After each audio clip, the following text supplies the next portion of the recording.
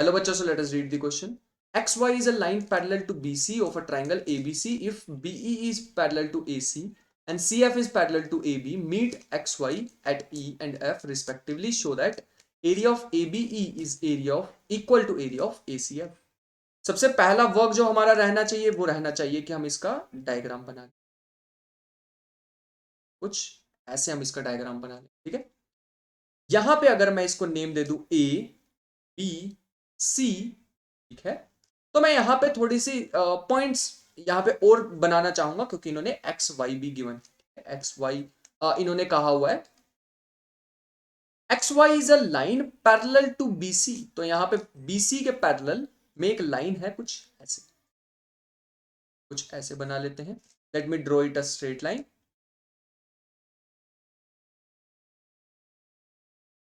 ठीक है, ये हमारे पास लाइन हो जाएगी एक्स वाई और हमें कहा हुआ है if BE is parallel to AC।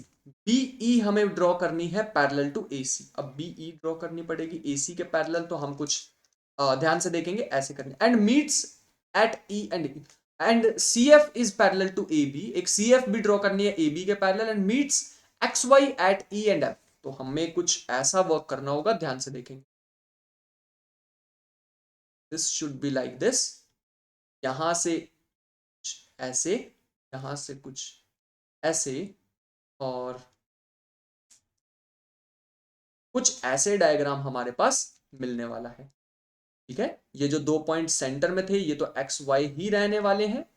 ये जो पॉइंट अब हमें मिले हैं this is E, this is F. ठीक है, इन्होंने कहा है ये जो बीई है ये पैरेलल होना चाहिए एसी के, जो कि लग भी रहा है देखने में, और जो सी एफ है ये पैरेलल होगा ए बी के, जो कि देखने में लग रहा है। ठीक है, तो इस चीज को हम ध्यान रखेंगे। डायग्राम हमारे लिए इंपॉर्टेंट है क्योंकि यही हमारे से हमारी हेल्प करेगा क्वेश्चन करने में। तो let us write the answer of this problem. So in quadrilateral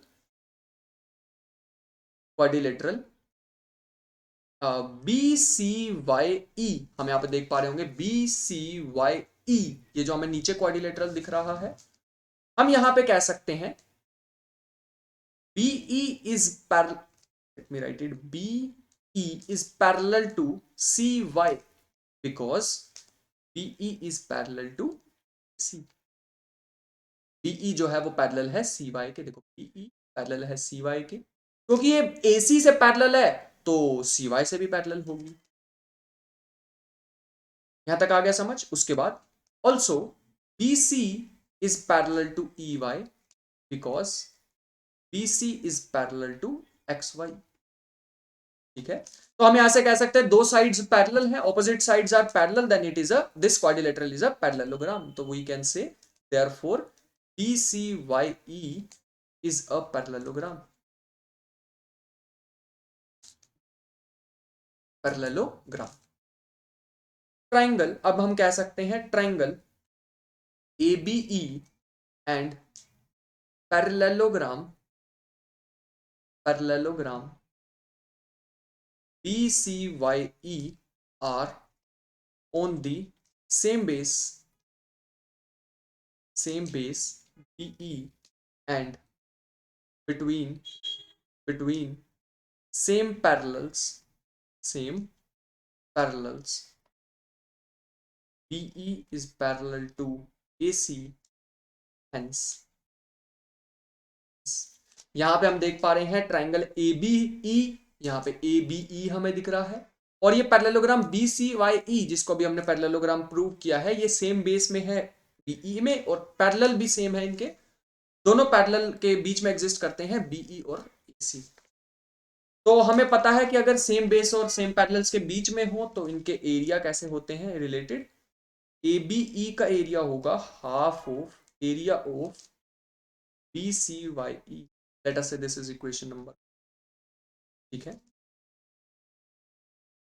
ये लिख सकते हैं हम, इसका रीजन लिखना पड़ेगा तो लिखेंगे if, because if a parallelogram parallelogram and a triangle are on the same base and between same parallels, then area of the triangle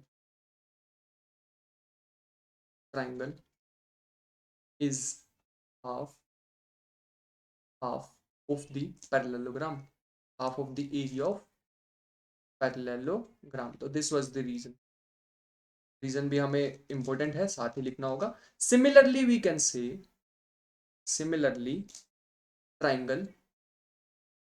triangle ACF and parallelogram